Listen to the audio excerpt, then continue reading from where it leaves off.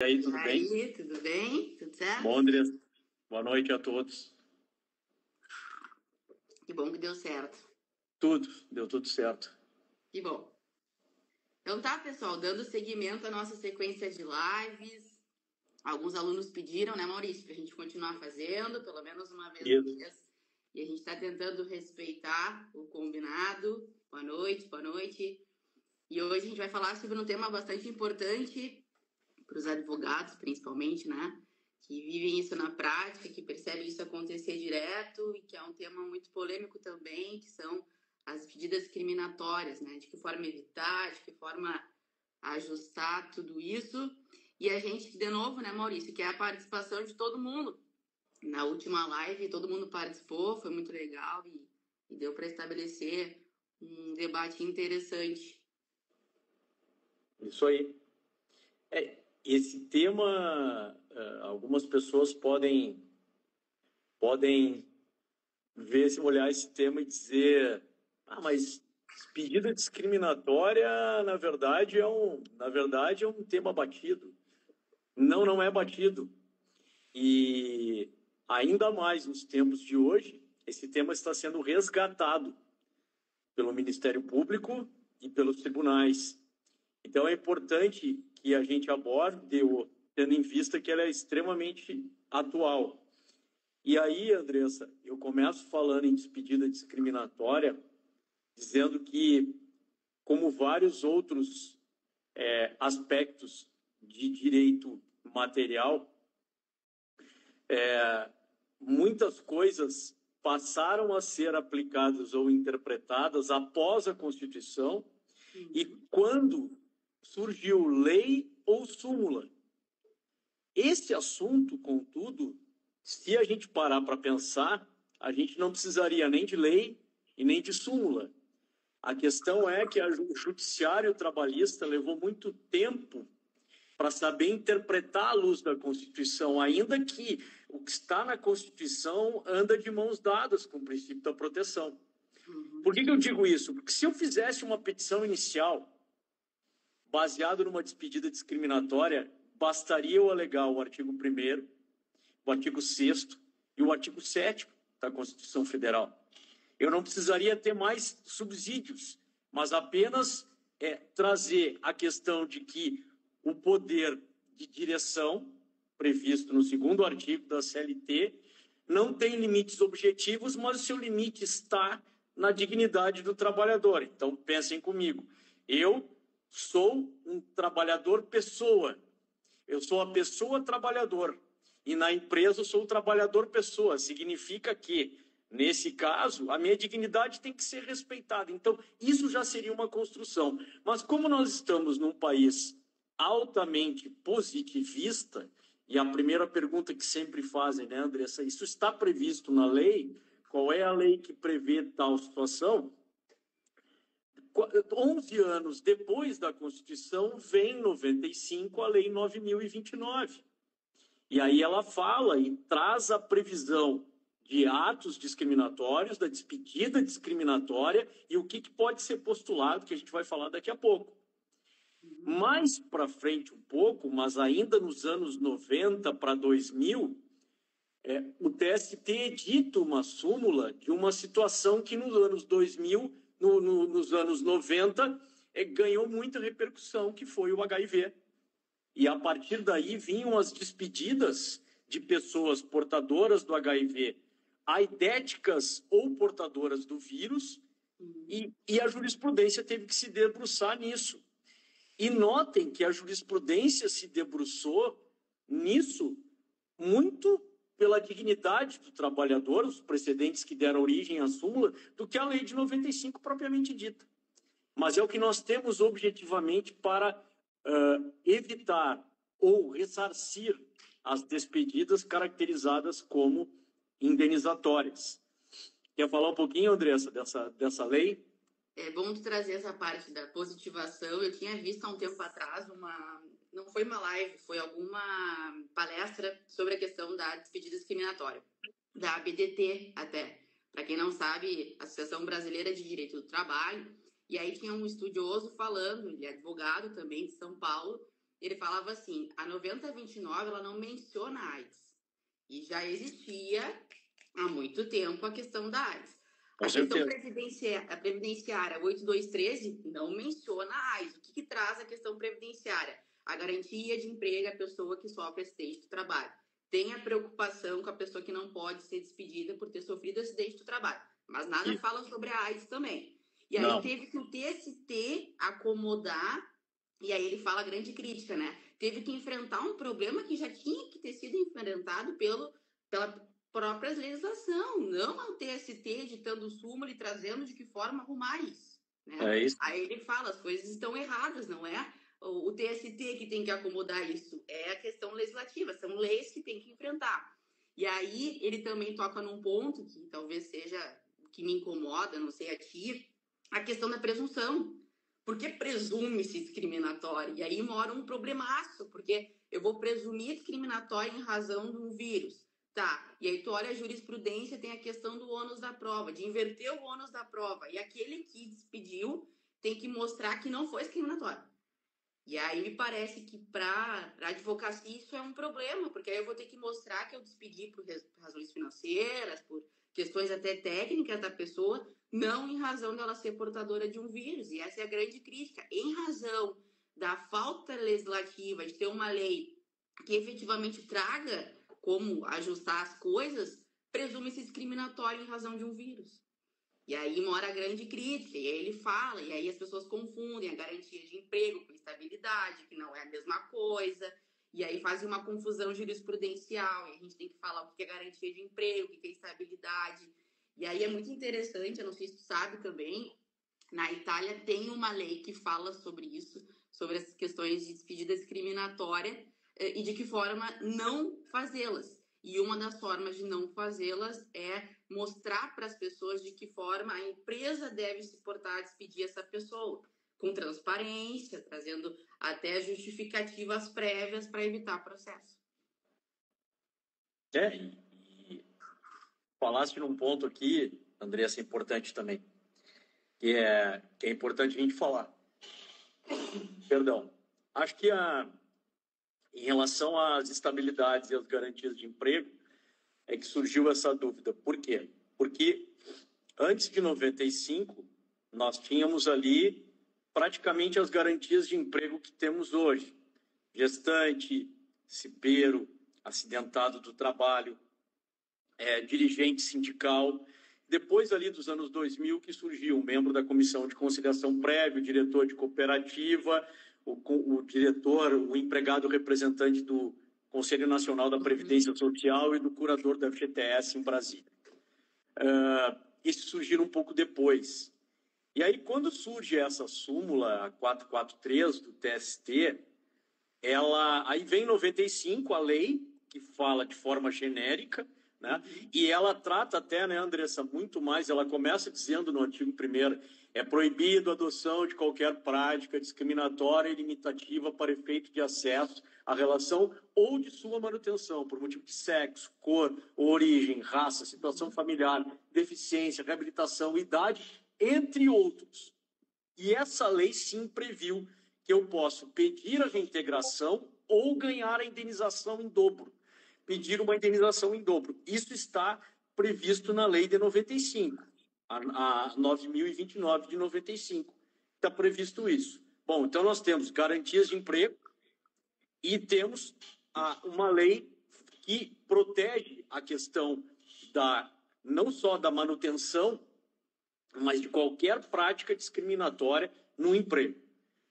E aí depois, quando vem a súmula 443, como tu disseste, para optar a respeito disso, existem duas grandes críticas à súmula 443. Né?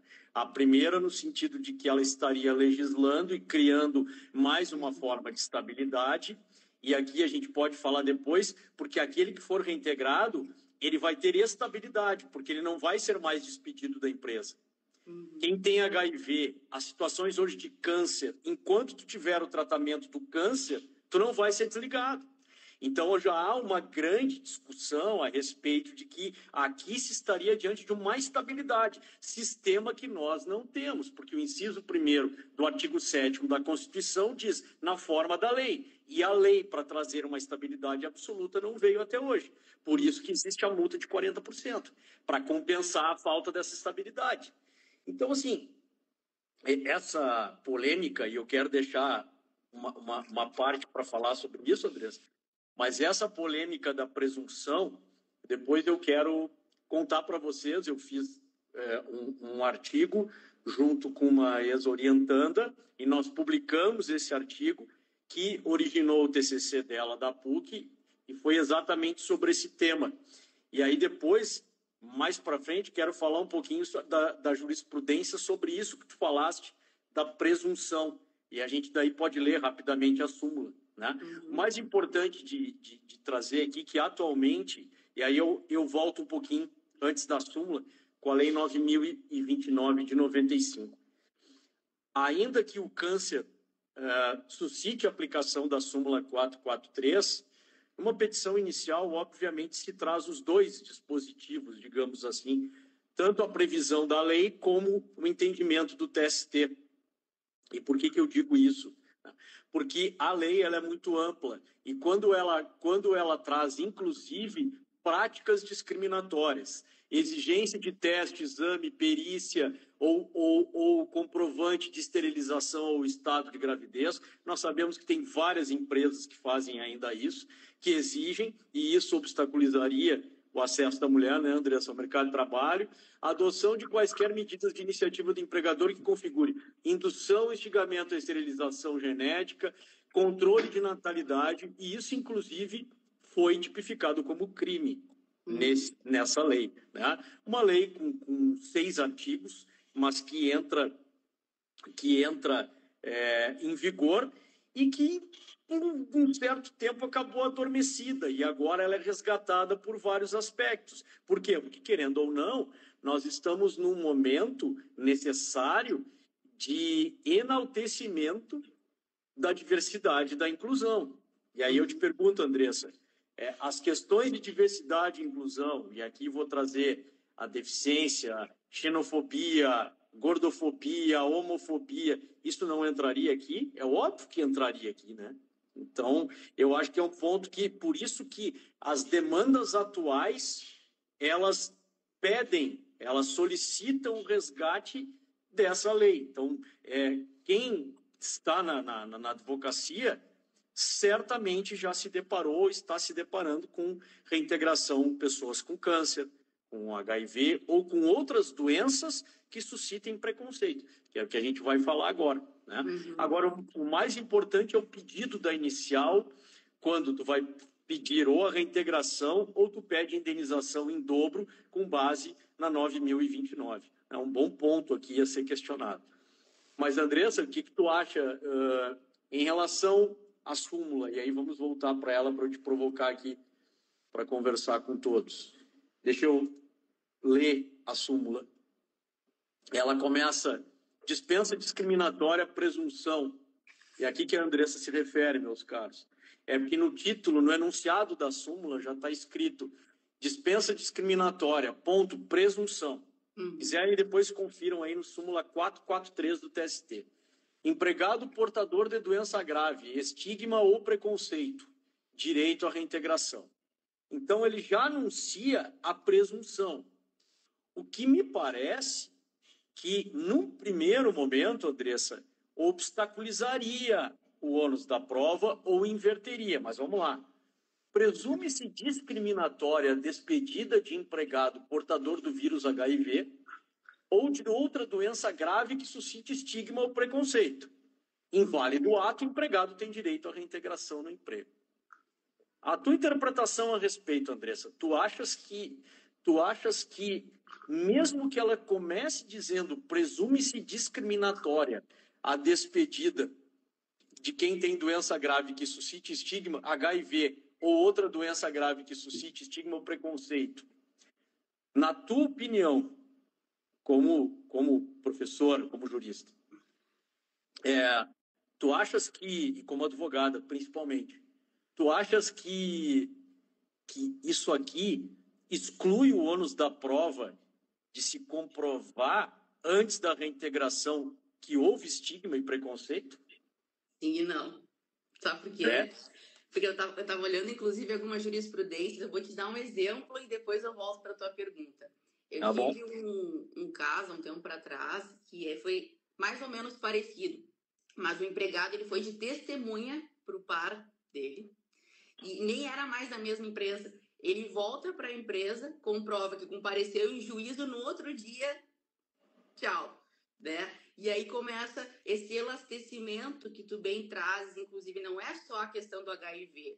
E até o Tribunal Superior do Trabalho teve um documentário, dei uma olhada, que falava de várias doenças que as pessoas, por desconhecimento, primeiro porque acham que são contagiosas, segundo porque acham que a pessoa, em razão de ser portadora, vai ter que várias vezes ir ao médico, e portanto a questão dos atestados, toda hora em médico, etc e tal. E aí eu fui buscar jurisprudência. E na jurisprudência, pelo menos aqui na 4ª Região, a maioria que eu vi, aparecia a inversão do ônus da prova. A reclamada tinha que mostrar que não era discriminatória. O que me parece ser muito difícil, porque tá bem, no lugar de empregador, eu vou ter que justificar em razão, então eu vou ter que fazer isso para todos. Aí tu voltas no inciso da Constituição, que fala despedida, e vai ter a questão dos 40%. Então, isso é um problema muito grave, a falta da lei trazer o que é discriminatório. E aí eu lembrei, não sei se tu sabe, tem uma convenção, a 111, da OIT, e ela fala desde de cara o que é discriminação. Parece que falta isso aqui no Brasil, sabermos o que é discriminação, não em razão de sexo, em razão de doença, em razão de ter comparecido em juízo para falar alguma coisa, não, mas práticas que suscitem a discriminação, bem postas, para todo mundo saber o que é discriminação, e aí não ficar nesse campo nebuloso de uma súmula dizer que presume, aí é uma prova difícil de fazer, vou ter que dizer por que eu não quero mais. Eu acho perigoso, eu acho que em razão da falta de legislação cristalina, como a gente fala, né, de clareza solar, trazendo o que é discriminação, a gente fica nesse vai e vem de ônus da prova, de inversão do ônus da prova, e a reclamada tendo que justificar porque que eventualmente finalizou um vínculo de emprego. E aí quando eu vejo a Convenção 111 trazendo, e ela coloca aos estados também, ela tira a bolinha dizendo o seguinte: falta o aculturamento das pessoas, e isso começa talvez na educação básica, do que é discriminação, como evitar a discriminação para que não aconteça. E aí, dentro dos vínculos de emprego, esse tipo de postura no desconhecimento. E aí, nesse vídeo do Tribunal Superior do Trabalho, uma empregada, ex-empregada, na verdade, né? Ela fala, ela tem psoríase, que é aquelas manchas no corpo, né? E aí ela passou durante um tempão do vínculo dela usando manga comprida por vergonha. A pessoa, ela sente vergonha. É um absurdo. E aí ela se escondeu. Daí, enfim, verão, ela usou uma camisa de manga curta, sentou numa cadeira e aí quando ela levanta, a colega passa álcool gel. Então, assim, as pessoas, por não saber, acabam provocando, aí entra a ideia do preconceito, aí acaba o empregador desligando o empregado para não gerar algum tipo de tumulto. Voltamos à necessidade de uma legislação que efetivamente trate o que é discriminação para evitar isso. Independentemente disso, e concordo com o teu racional, mas eu vou dizer uma coisa, Andressa, sobre a questão assim, ó. Hoje, quando nos perguntam e pedem pareceres sobre, por exemplo, olha, empregada gestante voltou agora, mas eu quero mandar ela embora por determinada questão ou característica. Pensa antes de mandar. Por quê? Porque isso pode caracterizar uma despedida discriminatória. É obviamente que não se está aqui dizendo que a despedida sem justa causa, toda ela será discriminatória, mas existem circunstâncias que tu acaba desligando a pessoa em demérito ou em detrimento, acaba privilegiando outras em detrimento dessa e de alguma forma afeta por algum motivo, que esses que eu li no artigo 1º. Então, se tiver por motivo de discriminação, que é isso, por cor, raça, religião, sexo. Ou seja, estou mandando ela embora. E por quê? Eu estou mandando ela embora porque, assim, ela era gestante, eu já não queria mais dela, aqui a gente não tem ninguém do PT, todos são bolsonaristas, ela está voltando, eu não quero essa PT aqui dentro. Ou ao contrário, somos todos PTs, eu não quero essa bolsonarista aqui dentro. Então, assim, esse tipo de situação eu tenho visto na jurisprudência, não em casos meus, mas quando estudo, e vejo que essas situações existem. Nesse caso, tem que ter prova. Me parece que não aplica a presunção da súmula 443. É a Lei 9.029, de mãos dadas com 818 da CLT. Ponto. É fato constitutivo, se a empresa negar, ela vai ter que provar que foi despedida quando voltou da licença gestante porque era bolsonarista ou porque era lulista. Não interessa, tá? Isso é uma coisa, Andressa. Agora, quando cai na súmula 443, na pesquisa que a gente fez lá para o artigo, a gente pesquisou todos os tribunais e o TST. E é exatamente jurisprudência dividida. Alguns entendem, pelo conteúdo de direitos fundamentais que envolve o caso e, por conseguinte, a súmula, se entende que sim, presunção. A empresa terá que fazer uma prova, seja ela diabólica ou não, seja ela negativa ou não. Ela vai ter que se virar e fazer, para dizer que não houve, que era um ambiente saudável e que não houve discriminação. Outra parte da jurisprudência, e no TST, divergem da própria súmula, aonde aparece turmas que entendem, não, só um pouquinho. Divergem da interpretação, né? Não da súmula. Nós interpretamos diferente. De novo, e agora eu vou ler aqui. Presume-se discriminatória a despedida de empregado ou de outra doença grave que suscite estigma ou preconceito. Essa frasezinha da súmula 443 aqui, Andressa, que suscite estigma ou preconceito, parte da jurisprudência entende que isso aqui faz com que o ônus permaneça com a reclamante ou com o reclamante. E se comprovado o estigma ou o preconceito, porque ele não tem como ser subjetivo, ele tem que ser objetivo, comprovado vai haver a reintegração. Por isso que o aconselhável seria não deferir uma tutela de urgência num caso como esse, de reintegração. É como eu penso. E aqui não é porque eu advogo para a empresa. Muito antes, quando eu advogava para reclamante, já tinha essa interpretação da súmula 443. E conversando com, inclusive, ministros do TST, me disseram, não, isso aqui não afasta o ônus da prova. Tem que provar que suscita estigma ou preconceito. Agora, evidente que nós precisamos também lembrar da aldeia em que estamos. E na aldeia em que estamos, TRT da 4ª Região, e aqui não é uma crítica, é uma constatação, nós sabemos que o nosso TRT, em termos de interpretação protetiva, de interpretação pró-trabalhador, é o mais protetivo do Brasil, dos 24 TRTs. Então, se nós olharmos a jurisprudência aqui, eu passei os olhos agora, só para a gente falar na live, porque eu estou sempre olhando a jurisprudência, e eu passei os olhos e confirmo aqui que a maioria das turmas parte da ideia da presunção. Que se tu comprovar que tu tens uma doença grave, e aquela doença grave por si só presumiria o estigma, o preconceito. Então, por isso que eu acho que esse ponto é importante e a gente provoca todos que estão assistindo, né, Andressa, para pesquisar o tema, estudar esse tema, suscitar esse tema. Até porque é o seguinte, erra aquele que acha que quem faz a jurisprudência é o judiciário ou os juízes. Quem faz a jurisprudência somos nós, advogados, porque senão eles não teriam subsídio para provocar, né? Quem conhece o processo somos nós. Aliás, o ministro Sérgio Pinto Martins disse isso num julgamento essa semana no Tribunal Superior do Trabalho. Quem conhece o processo é o advogado. E é exatamente isso. Quem tem que conhecer o processo é o advogado. Ainda mais do TST, ele tem que conhecer o quê? Ele vai olhar o recurso. Quem tem que conhecer o processo somos nós. Então, eu acho que sim, eu acho que é um tema extremamente importante. E, Andressa, Em termos de compliance, me irrita profundamente falar sobre isso às vezes, sabe? Porque muitas empresas enchem a boca para falar, né? Nós aqui temos uma política de compliance. E na prática, essa política não só não tem efetividade, como se faz ao contrário, né? Então, queria saber de ti, hein, Andressa, o que tu acha? Incorporar uma ideia de prevenção contra despedida discriminatória ou ato discriminatório. O que tu pensa sobre isso? Lembrando que eu me irrito com essa questão de compliance.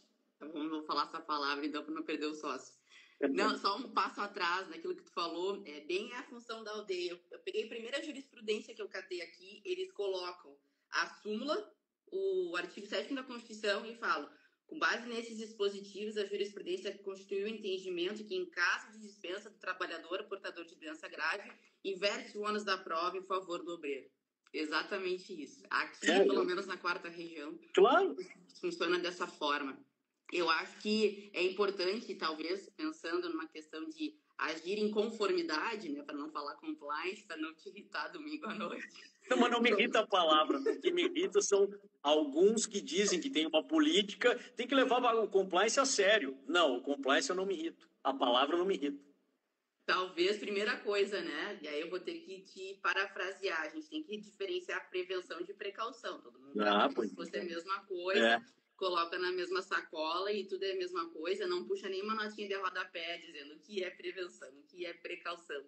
E aí falar de risco incerto, de risco desconhecido, e me parece que seria questões de prevenção e de precaução, né?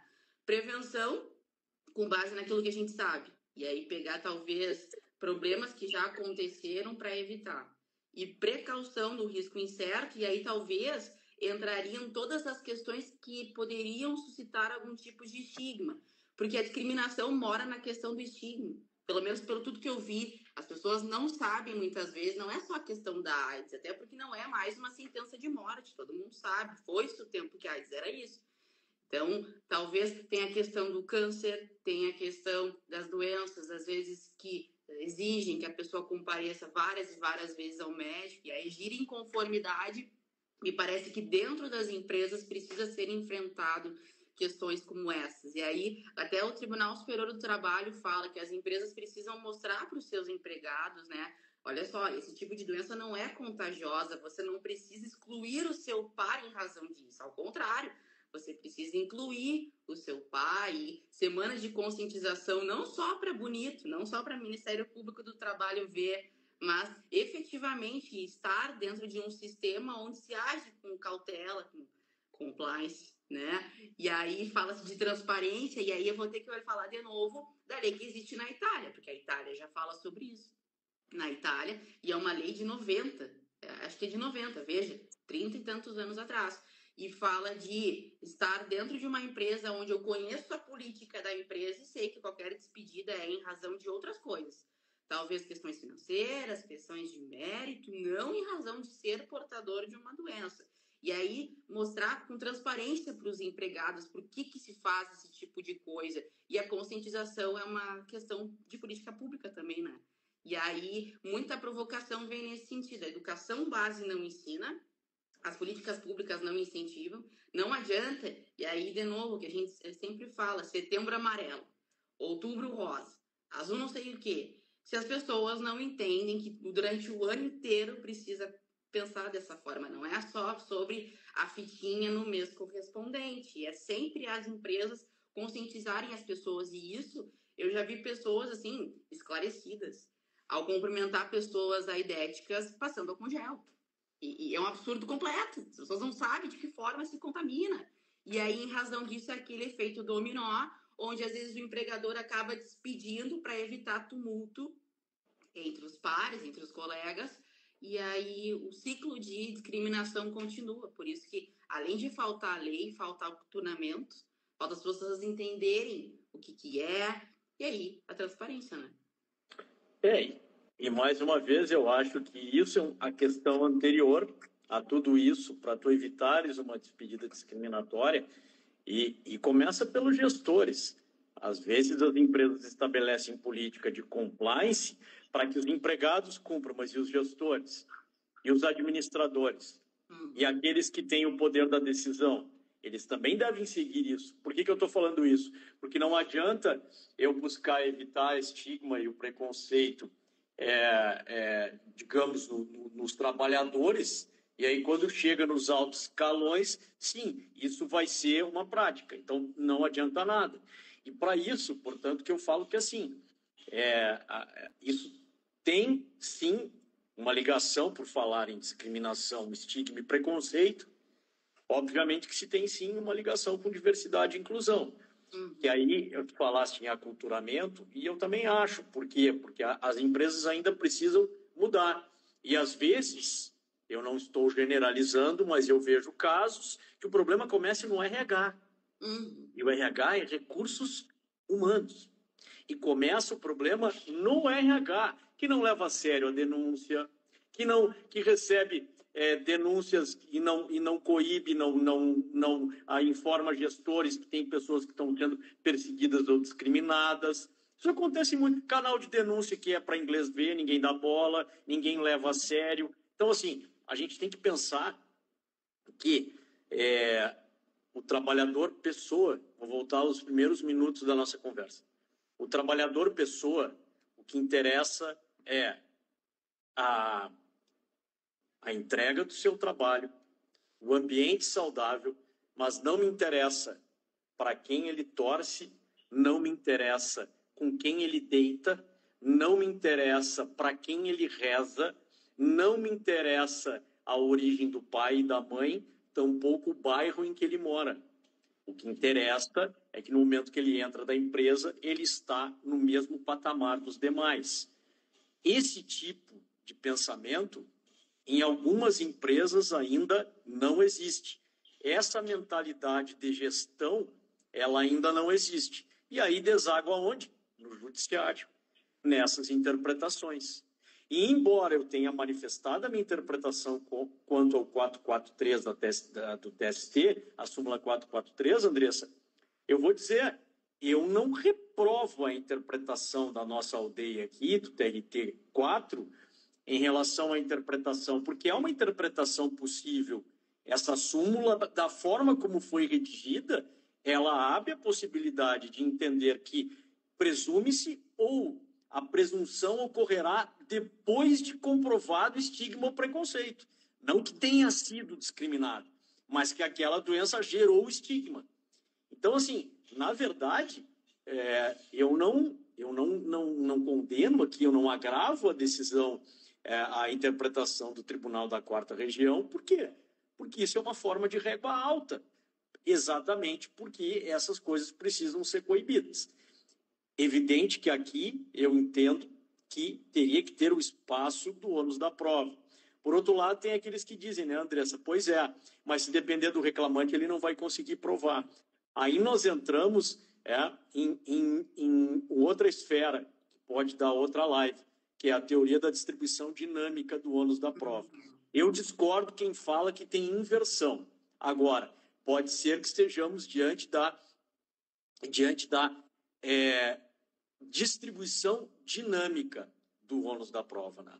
Então, eu acho que é nesse aspecto que a gente precisa valorizar, entender, né? E é muito bacana, por isso que a gente escolheu esse tema, né, Andressa? Porque não é um tema fechado, não é um tema que tem respostas, né? Então, a despedida discriminatória, ela vem cada vez mais sendo configurada, não apenas para quem é doente, não apenas para quem é acidentado, para quem tem a doença, que tem o estigma, o preconceito ou sofreu a discriminação, mas também a interpretação da discriminação para aquele empregado que efetivamente foi desligado por qualquer outro motivo. Eu dei o exemplo político, pode ser exemplo religioso e tantas outras situações na forma do artigo 1º da Lei 9.029 de 95.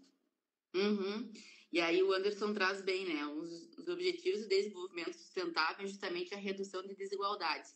Ela é mencionada hoje nesse tema ainda, com empresas que são comprometidas com a mesma. Então, e é interessante isso. Essa semana mesmo que passou, eu dei uma aula falando sobre os ODS, os Objetivos para 2030.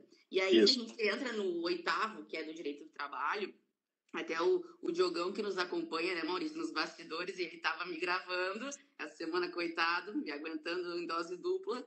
E aí eu dizia, na verdade, se a gente for observar o ODS, principalmente voltado ao direito do trabalho, é inclusão, desenvolvimento sustentável e produtividade no trabalho.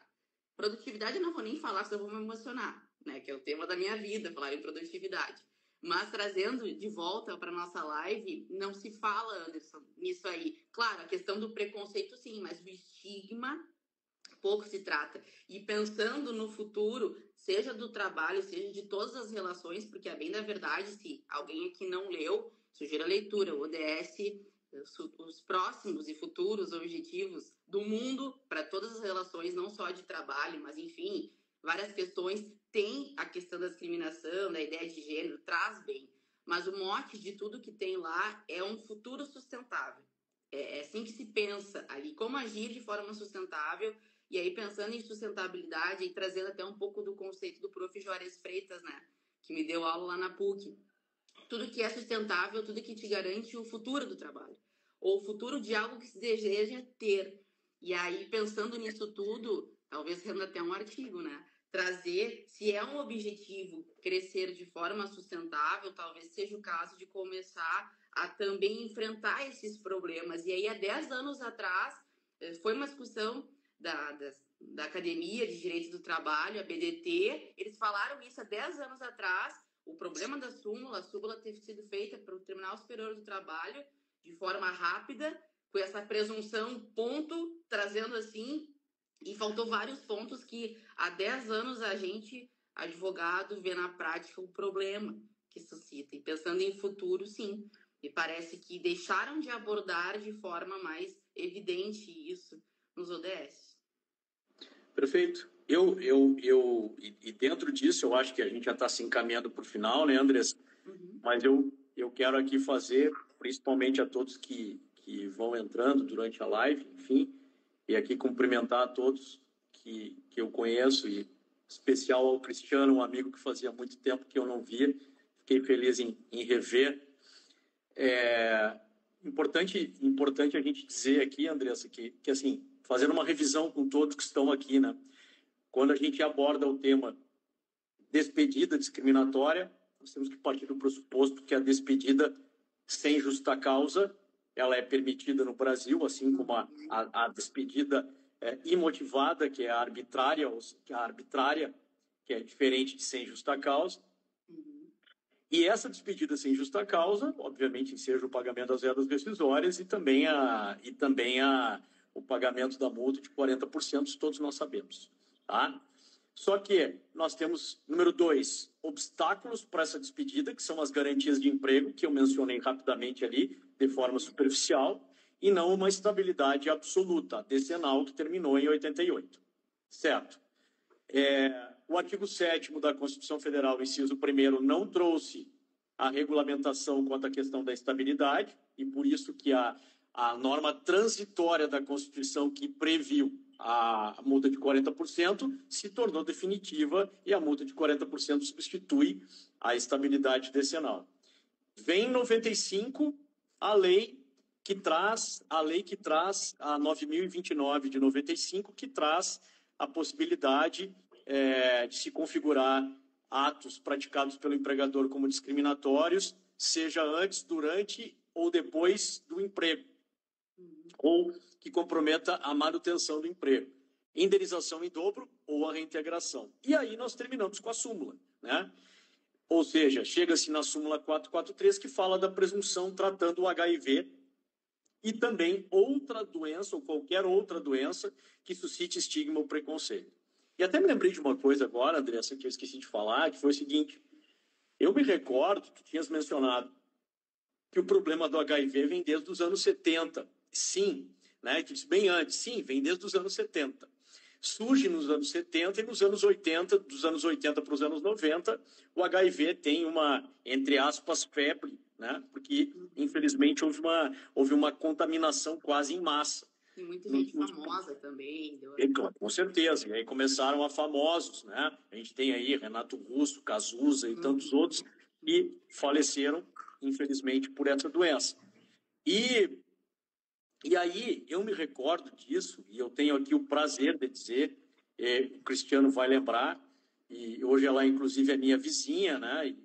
E todos sabem aqui a relação que eu tenho com os filhos dela e com a nora. A juíza aposentada Beatriz San Vicente, ela foi a primeira aqui no TRT, Beatriz Horácio San Vicente, ela foi a primeira, Andressa, a julgar um caso de uma ação cautelar de reintegração de um empregado portador do vírus. E aí, deixa eu dizer como é interessante a evolução disso, tá? Hoje eu não sei se tem mais, porque hoje tem muito uso das revistas eletrônicas, mas o tribunal, antigamente, quando eu me formei, eles editavam um livro Sentenças Trabalhistas. Eles pegavam as principais sentenças do ano e publicavam. E publicaram a sentença da Beatriz, aonde trazia essa... E eu não me recordo o mérito, a decisão, o que foi discutido. A decisão, se foi para definir a reintegração ou não. Se o Ricardo estiver nos assistindo aqui, o Ricardo é meu padrinho de casamento, meu afilhado de casamento, filho da Beatriz, um colega de faculdade, talvez ele me recorde. Eu não me lembro a decisão, Andressa, mas naquela época, e aqui é importante trazer do ponto de vista da evolução histórica, a jurisprudência tratava assim: se o trabalhador era aidético e tinha a manifestação do vírus, reintegrava. Se ele era portador, não tinha manifestação da doença e, portanto, estava apto ao trabalho, ele poderia ser desligado. Olha que interessante, olha a evolução, eu esqueci de falar isso. Não, a evolução até a súmula 443. Né? Então, acho que isso é muito bacana de falar, e eu tenho orgulho de dizer que foi a Beatriz, e eu até tenho, em algum lugar, esse livro das sentenças trabalhistas, e agora eu me dei conta, eu me dei conta disso, e foi o primeiro caso aqui. E eu me recordo que logo quando era formado, Andressa, advogando para uma empresa, nós tivemos um caso assim, e também ganhamos, foi improcedente com essa interpretação, que o atestado juntado estava escrito paciente soro positivo, assintomático, não tinha a doença, os sintomas da doença. E aí, por essa razão, não foi reintegrado. Essa discussão não existe mais hoje, né? Não. Essa discussão não existe mais. Sendo portador do vírus do HIV, não tem mais distinção. Até porque, se ele tiver... a questão é muito mais do portador, porque sendo aidético, é óbvio que ele não vai ser desligado, nem o exame demissional permitiria, se ele, infelizmente, tem várias doenças. É um assunto que a gente poderia ficar aqui, e tem várias ramificações também, a gente poderia ficar aqui discutindo a noite inteira. Até pelas questões previdenciárias, né? No direito previdenciário, há muitos anos atrás eu vi isso, a pessoa ser portadora, mas o vírus talvez não aparecer e não prejudicar para o trabalho, ou não conseguir trabalhar em razão das moléstias que desenvolveu depois de, sim, ser contaminado pela AIDS. Então, é muito importante, e acaba parando no mundo previdenciário à parte, que também daria uma discussão para mais 40, 50 minutos, né? Então, eu acho que a gente pode ir se encaminhando para o fim, não sem antes dizer, pessoal, que a gente fez essa live da semana do nosso curso. Sexta-feira é a primeira aula síncrona, né, com o professor Maurício, que vai estar lá, feliz e alegre, às 19 horas de sexta-feira, esperando vocês. Já existem aulas gravadas também, disponíveis. Acho que é importante trazer, né, Maurício? A gente tem alguns alunos que já estão assistindo, alguns, inclusive, já me sinalizaram que estão assistindo. Tem voucher de desconto, que o Diogo colocou na live aí também.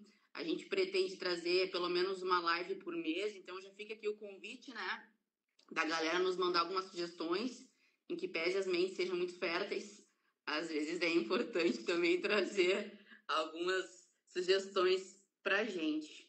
E outra coisa, quarta-feira tem o sorteio, então se vocês querem participar, quarta-feira a gente vai sortear dia 22, 2 matrículas. Então os viventes que fizeram a gentileza de ainda não participar, vão lá e coloquem os nomezinhos de vocês que a gente vai sortear. Viu como eu tô marqueteira, tô aprendendo agora com o jogo. Não, mas é importante, É importante dizer, né, que nas quartas-feiras, Obrigado, Fernandinha. Fernandinha está nos acompanhando aqui, minha ex-aluna e trabalha comigo no escritório. O Andressa, acho que é importante dizer para o pessoal que quarta-feira, né, às vezes pode estranhar assim que quarta-feira o Instagram começa a explodir, o nosso Instagram, né? Por quê? Porque na quarta-feira de manhã eu dou aula toda manhã na PUC e a Andressa me acompanha, faz lá o seu trabalho de estágio docente, enfim, e me acompanha nas aulas. E aí, então, nos intervalos e no final, a gente grava tudo que tem que gravar, fala tudo que tem que falar, briga o que tem que brigar e resolve tudo. Exatamente. E resolve tudo ao meio-dia e depois a gente manda o Diogo trabalhar. Tá muito fácil pro Diogo. Essa barbada, a gente faz tudo, ele só publica. Mas é isso, pessoal. Obrigado, Andressa. Obrigado pela parceria aí mais uma vez. Abraço, pessoal. Beijo, até a próxima. Beijo e abraço. Valeu aí, gente.